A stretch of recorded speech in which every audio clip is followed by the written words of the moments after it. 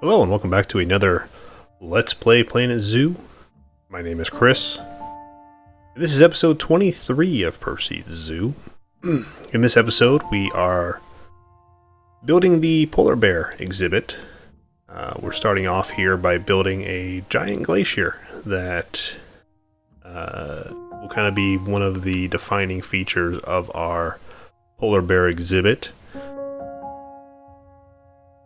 So the thought behind the polar bear exhibit is that, because again, if you remember in the last episode, you heard me gripe about the Arctic wolves being from the continent Arctic, even though they're in North America. So none of the North American foliage goes for them, which is ridiculous in my opinion.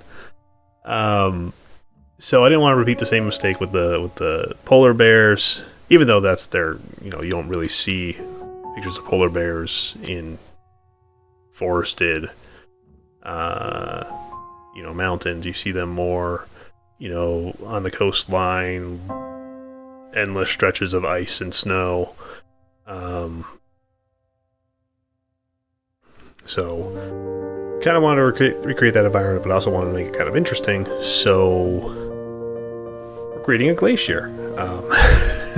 We create more than just a glacier. We make a lost expedition. Well, not really lost. They knew where they were going.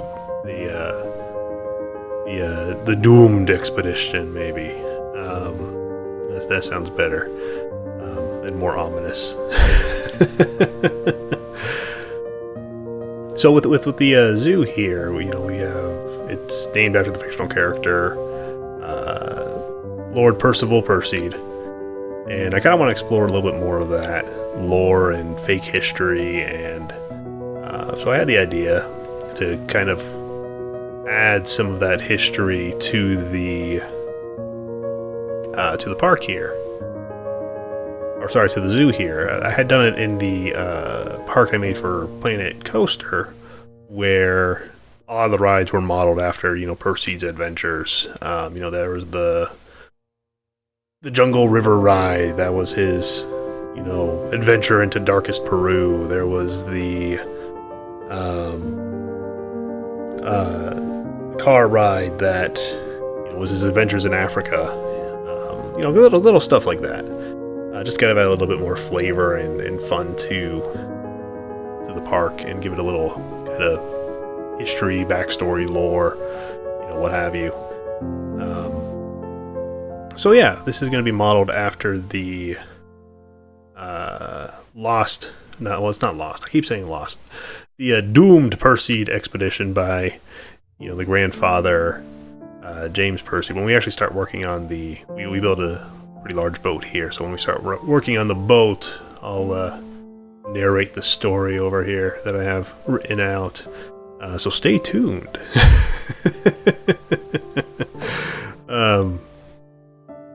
But anyway, yeah, so we're working on this glacier. These ice pieces, again, with all the rocks in this game, the ice pieces are really nice. So they all kind of seamlessly flow together. And I like the kind of nice blue that it's got. It's perfect for like a glacier, I wonder if that's what they were envisioning when they were making this, or if they were just kind of envisioning more along the lines. Because I think they made like a, ice castle. So maybe they were trying to tap into that, Disney Frozen popularity that they got going on right now. So anyway, yeah, they look really nice, and again, it makes a nice little and it's a great excuse for building a wall, because glaciers are very steep, very very wall-like, so it's perfect.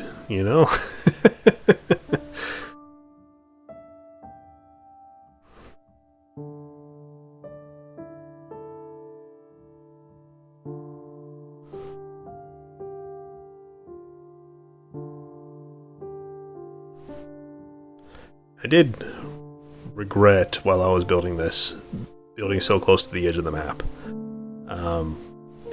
If you're building a zoo, I would recommend giving yourself plenty of buffer away from the edge, because this really kind of restricted what I was able to place, especially as I got pretty darn close to the edge here.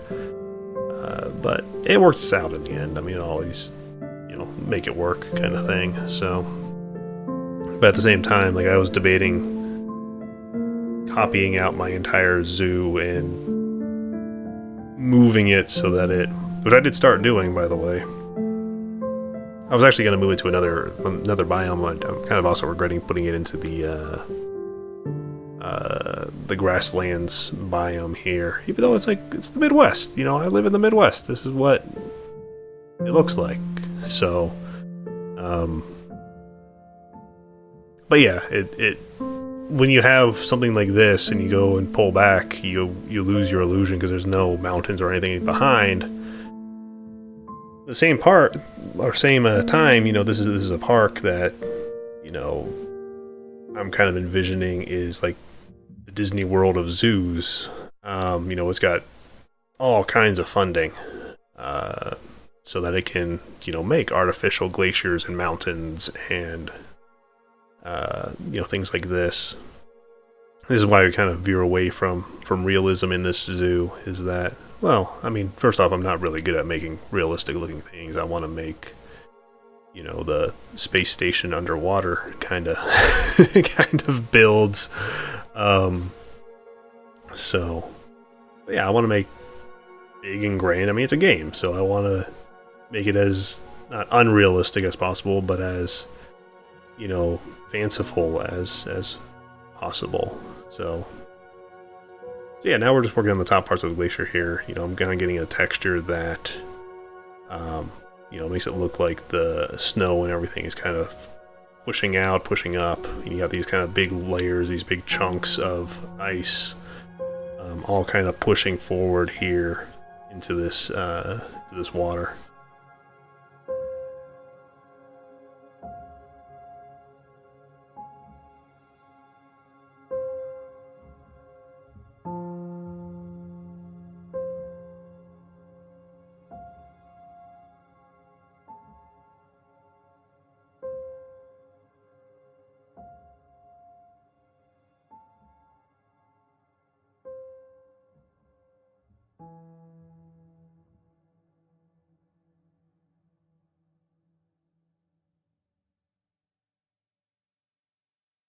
Yeah, and copying these around is, again, where I started regretting being so close to the edge of the map, because it's like, you can't place it where you want it, and you have to kind of place it a little bit further out and then go back through and delete things, and it just made it tricky. But, it all works out in the end, so. And it still looks really good, but, again, it's... If I can caution you against it, I'm going to caution you against it. So, it definitely is. In hindsight, if I was making this zoo again, I'd push it further out. So, oh yeah, like I was saying, I was going to be moving this zoo to a different biome. When I started doing it, copied everything out, drew this great big, habitat, split everything off, and moved it in chunks to another save game. And I knew all my paths were going to be gone. Like, that's just something that's going to happen, right? Problem is, I don't think the terrain inside the zoos, every single biome, in the sandbox are the same. So I was running into problems when I was trying to lay my paths down, where one building would be like slightly below the ground, and then that would of course push all the shops under the ground, all the like benches and trash cans would be like slightly under the ground. It was like, this is not worth the effort. So eventually I just kind of masked it and kind of put a large concrete wall, like a 7-story, 10-story concrete wall around the perimeter of the zoo. It doesn't look bad. It actually looks like, more along the lines of, this is built. It's not real, but it looks real kind of thing. And again, that's kind of what I'm going for, you know, have that illusion that, you know, this is like the Disney World of zoos. So, yeah, you'll see that here towards the end of the video. But, again, kind of here again, fighting with the being on the edge of the map, trying to get these copy pastes in there.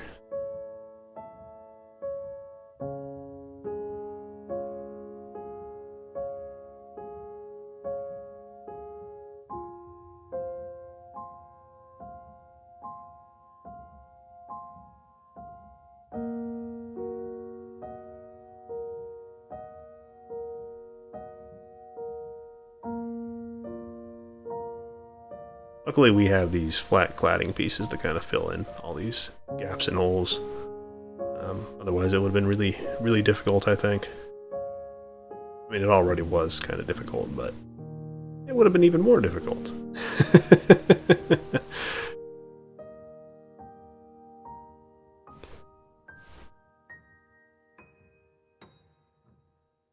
So I'm getting the mountain here kind of sloping downwards. Just so we don't have an abrupt end to it, you know, when we get to the edge of the exhibit.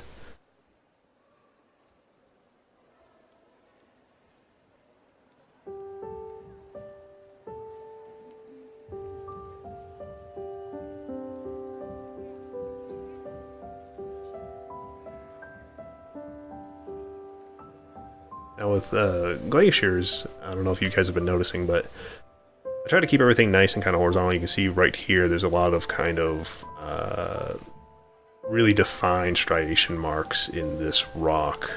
So when you have a glacier kind of pushing through rock like this, you're going to get a lot of striations, you know, kind of a lot of like scarring. I guess if you were to take like a piece of sandpaper and kind of run it across, you know, a painted piece of metal or something, you'd get kind of a lot of straight lines. Well, the same concept applies here. You've got a whole bunch of ice kind of pushing through this rock, so it's going to really kind of scar the rock and create all these kind of horizontal lines through it. So I wanted to make sure when I was building this rock face that the majority of the rocks were horizontal, so it would create that texture of,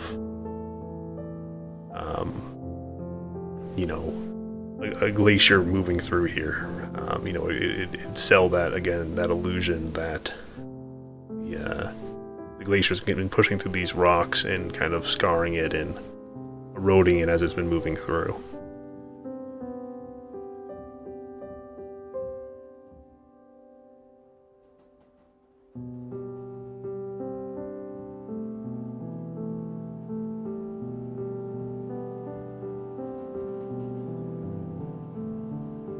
I also wanted to make sure that the glacier looked like it was flowing. Now in real life, it wouldn't make an abrupt turn like this. I mean, unless there was like another cliff face over on the left there where the Arctic wolves are. But we'll use our imagination.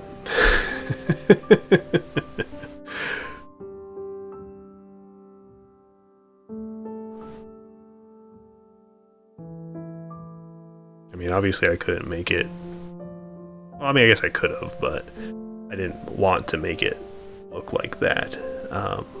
You know, like there was another cliff face in here that was coming up and over, because I just don't think there would have been enough room to build that out. But yeah, making sure that the wolves cannot actually climb up onto the glacier. Added some particle effects here. Don't know if you just saw it right there, but created the snowfall kind of like shooting out of the, or the falling snow rather, particle effect there kind of shooting out of the front of the glacier to kind of make it look like, you know, the glacier is obviously moving, but we don't notice that unless we see, you know, chunks falling off or you know, kind of like these little spurts of ice and snow kind of being shot out from the pressure of the glacier. Also kind of added a bit of misty fog down there, which will tie into our story here in a little bit. Dropping down a whole bunch of snow on top, kind of diffusing the ice texture a little bit.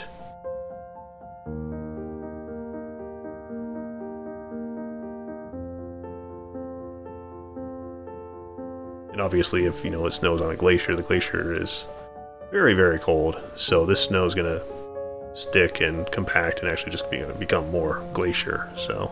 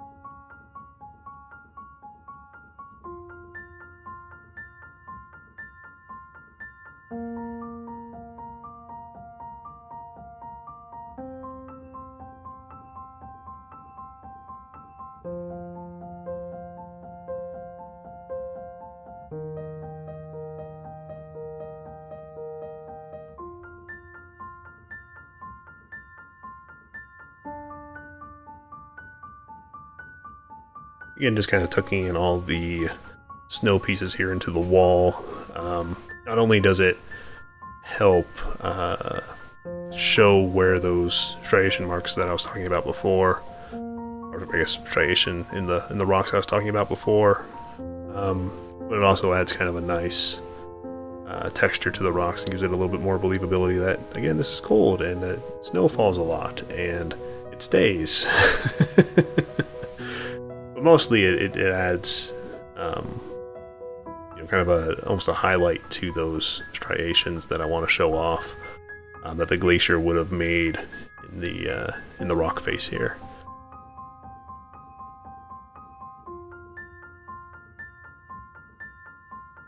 Because this is a north-facing rock wall, you're not gonna get that sun, because it seems like in this biome the sun stays kind of far to the south. It doesn't quite ever end up in the directly above or further north. Maybe it does. I mean, I don't know. I haven't tested it a whole lot, but because right now I'm looking at the date of the zoo and it's November, so it would make sense that the sun would be kind of further south, but I think they just kind of left it in the south. I think it's probably that's just how the sun goes, probably for all the biomes.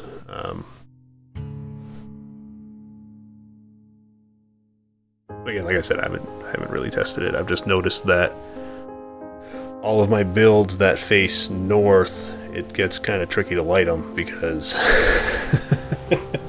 the sun's behind the feature here. It's all kind of backlit. Oh well.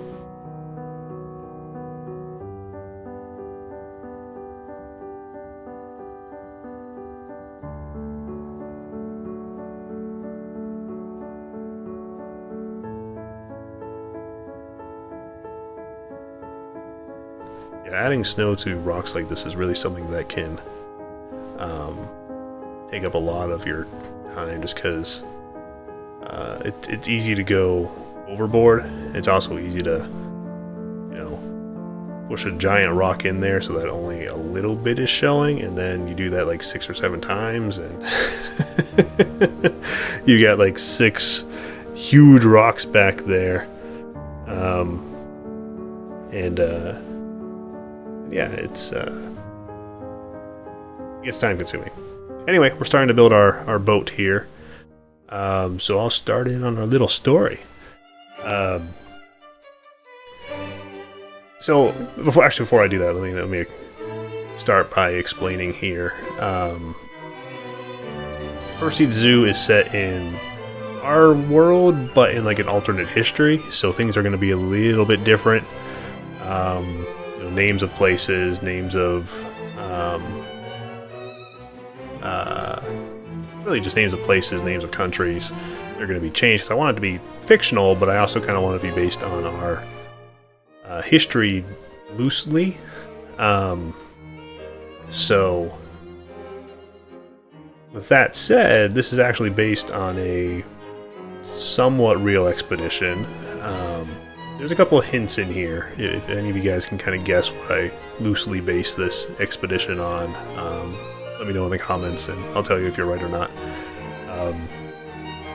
But anyway, so on with our story. In 1843, James Perseid, grandfather of zoo founder Percival Perseid, set out on an expedition to explore the glacier on Botset Peninsula within the fabled Northwest Passage. Apart from exploring the glacier, the true charge of the expedition was to map Balin Sound, the waterway separating Botset Peninsula from Balin Island and further out Greenland. The expedition set sail from Rosenheith-Ausland, May 19th, 1843, with a crew of 59 aboard the state-of-the-art ship HM Erebus.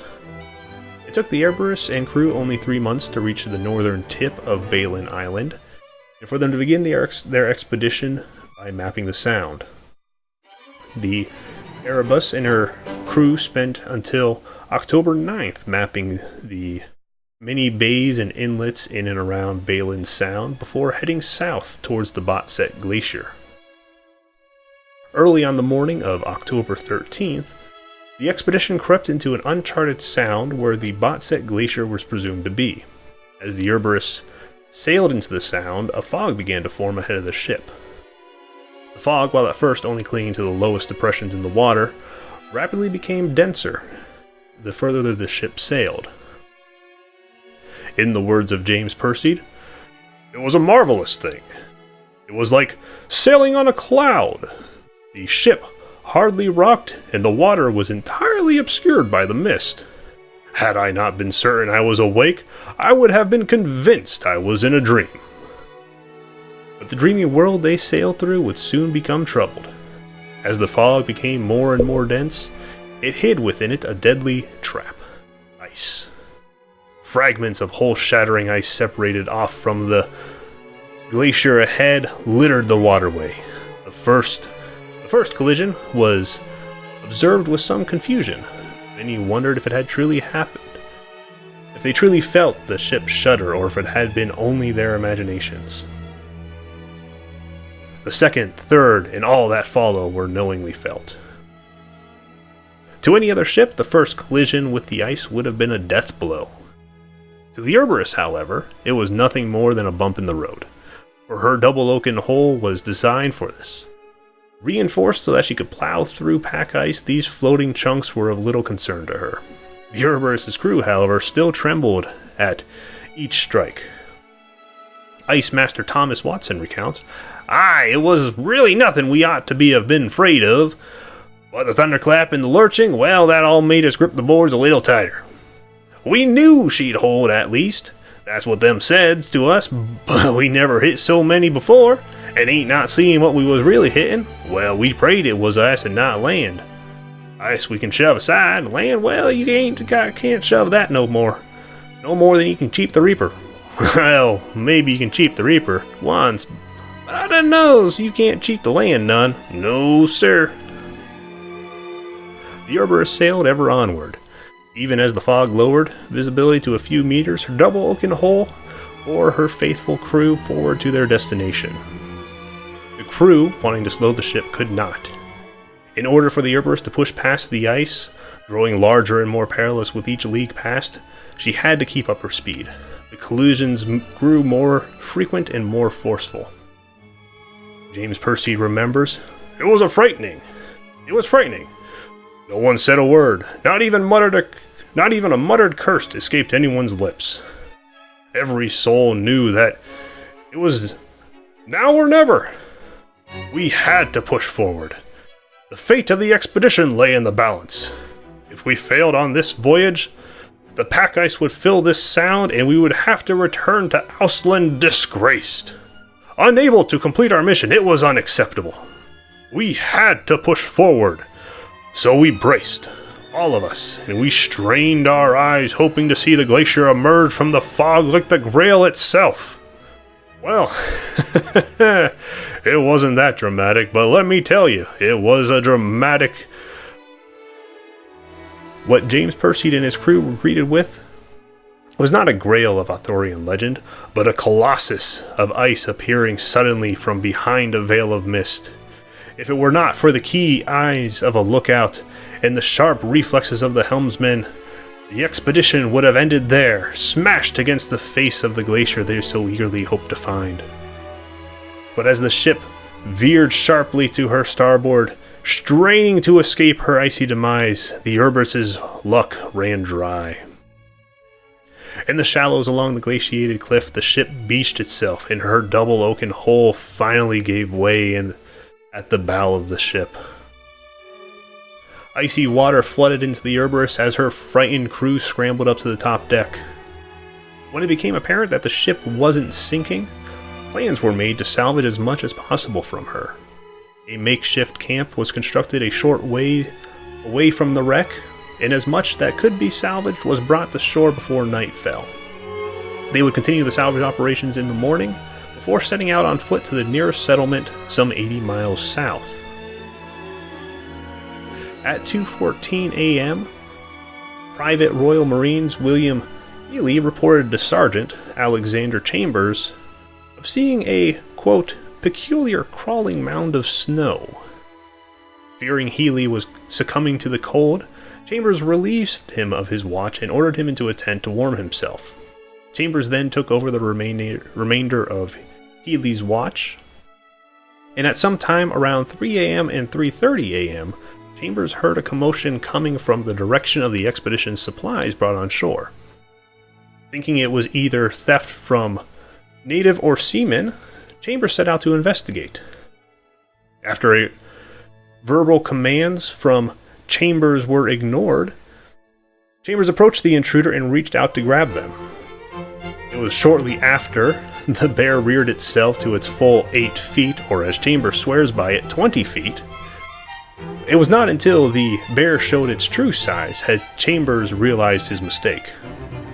Chambers' screams and calls for alarm first startled the initial intruder, but it soon revealed the dire situation the expedition had found itself in. No less than a dozen polar bears had descended onto the camp and had found their way to the expedition's food supplies. Startled bears and men dashed around in all directions. James Perseid recalls, "It was a rout if ever I saw one. Men running here and there, shouting, cursing, grabbing whatever they could carry and fleeing into the tundra to escape the horror of the bears. It was a dreadfully frightening time. And, well, quite exciting now that I think about it. We didn't know how many there were. 1 dozen, 2 dozen, 100? We didn't know if we were being followed, hunted, dare say. Every snow mound was the silhouette of a hungry bear. Each gust of blown snow was the hungry, gaping maw of a bear lunging at you. We were scared and delirious, all of us. But we survived, all of us survived. All 59 souls that went into that beautiful wasteland made it back out. We crossed 80 miles of the harshest terrain in 3 days. 3 days! We took all that wasteland could throw at us and gave it back. Gave it back and made it back alive. All of us. The most glorious doomed expedition the world has ever known. The Erebus Expedition arrived in First Stop Point, a small trade wharf, on October 16th, 1843.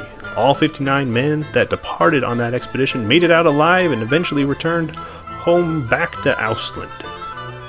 3 years later, James Perseid would mount a second expedition back to the wreck of the Erebus to retrieve the notes from the first expedition and to finally explore his glacier. So that's the lore behind this little I guess you can call it like diorama that we're building here. This little scene. So this is the Erebus here in her wrecked state. And yeah, it's just kind of a little bit of extra fun, a little bit of a flavor to add to the zoo. I hope we get editable billboards one of these days, because I'm going to probably load the zoo up with all these fun little facts. So the thought behind this, I originally wanted this to be their hard shelter, this boat to be the hard shelter for the bears. But there just wasn't enough room for it to fit, so instead I built a cave behind the camp that we're going to be building out here soon in just a minute. And that's where the bears are. And it also kind of fits the lore that, there's a cave full of bears that they, hastily set up camp next to, and and that's why there were, a dozen or so polar bears exploring their, food store. It's kind of a little bit of a comical situation, but it's fun. So, speaking of comedy here, so I was trying to find like a ship's wheel, and I found a bicycle wheel, so that became the ship's helm. But anyway, so adding kind of a little wrecked lifeboat here. I want to make this ship look like it obviously it didn't sink, so there wasn't any urgency to, man the boats, get off the ship, that sort of thing. Like the ship ran aground and it's still there to this day. You can go see it, kind of thing. It's a national historical site. Go see the wreck of the Erebus. So yeah, I had fun building this. Had even more fun writing the story. I like making little lore, so I think I'm going to try to do that for some more builds. Just kind of add a little bit more lore and flavorful text to the zoo here. So, but we'll see. We'll see what we start building out.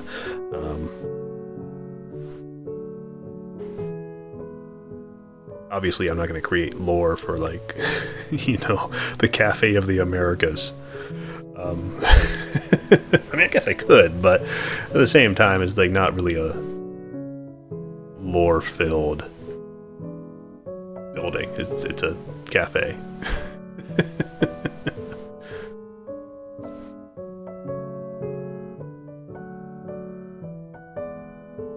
So this is the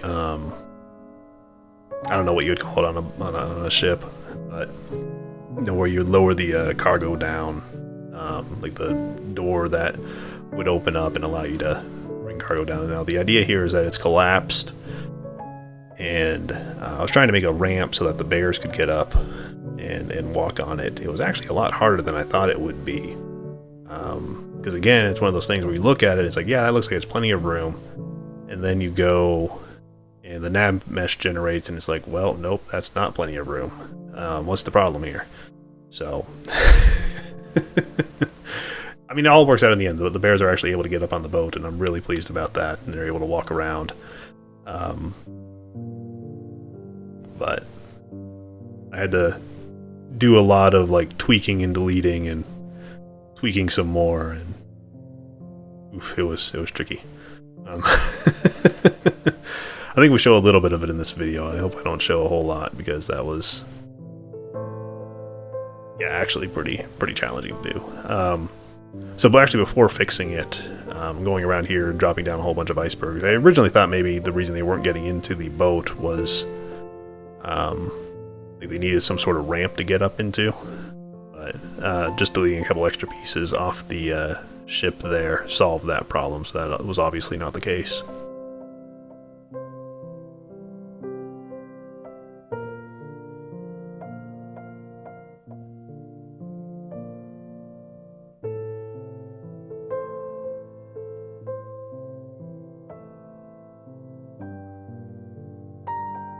And yeah, right there you can see that they don't want to walk up that platform. It seems like when it's... So when you have a... so I've tested it a few times. When you have a ramp, it looks like 30 degrees at least for polar bears, is the maximum.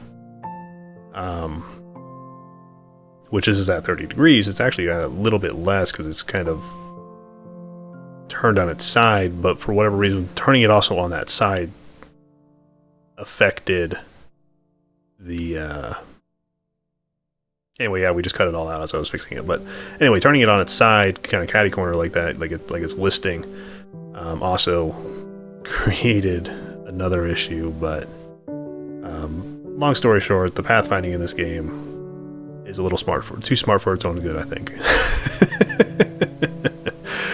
So building the little Expedition's doomed camp here, obviously a little bit smaller than what would, be used to house 59 men, but oh yeah, I also found that little igloo in there and I thought it was cute, so I wanted to look at it.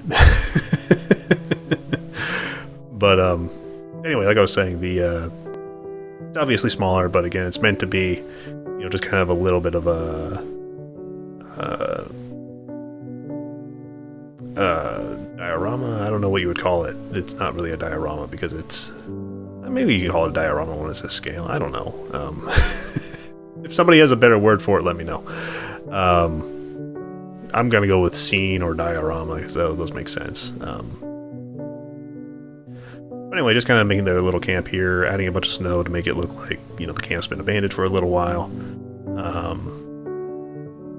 The bears have obviously taken it over. So yeah. Again, this was kind of a fun thing to build. It wasn't sticking completely to realism. Having a little bit more fun, having a little bit more theming.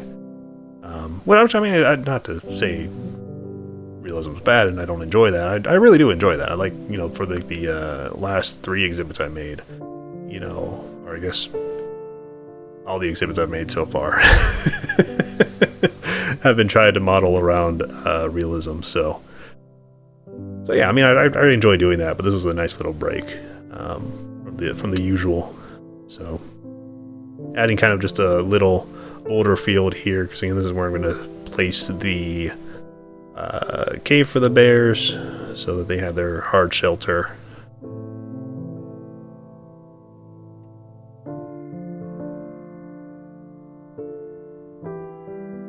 Just adding some extra texture for the snow, and then here's our other lifeboat that we would have brought ashore, to kind of unload supplies. Just kind of adding some snow into it again, making it look like this area's been deserted. Everybody ran out in a hurry, according to our story, of course. So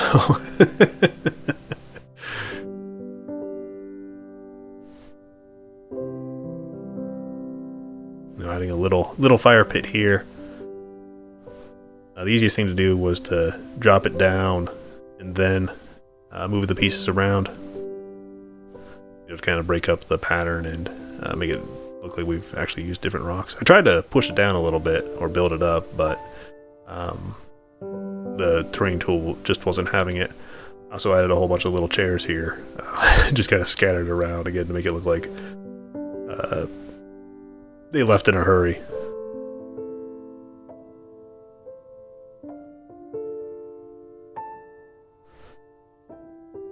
I was going to put it in some little firewood here, but it wasn't working. I also even thought about putting a little Christmas tree in, but I thought that was too cheesy. I did find this little pot that kind of looked like a little clay stove or something. So kind of figured maybe they brought that off the ship to cook their meals as well. I was just trying to find any little features. I did find the icicles. I forgot we had icicles, so added these to the ship. Just kind of here and there to add a little bit more texture and interest to the ship. Kind of try and place them between the boards where water might be able to seep through. Now that this is a wreck instead of the once noble state-of-the-art ship that it was.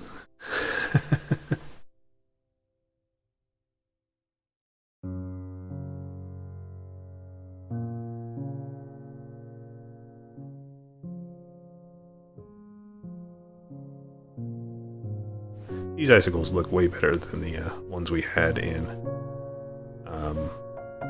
Planet Coaster. So I'm glad they actually went for realism rather than I think they were like gingerbread icicles. But it was a free update. You know, what can I complain about, I guess.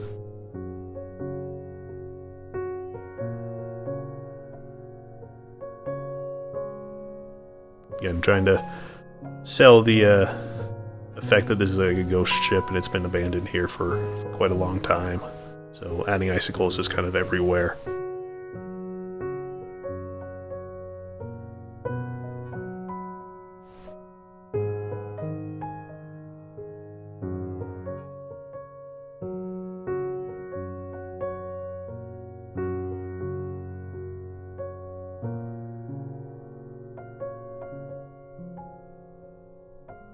Yeah, we're getting pretty close to the end of the video here.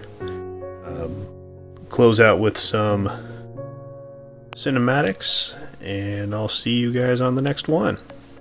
Thanks for watching.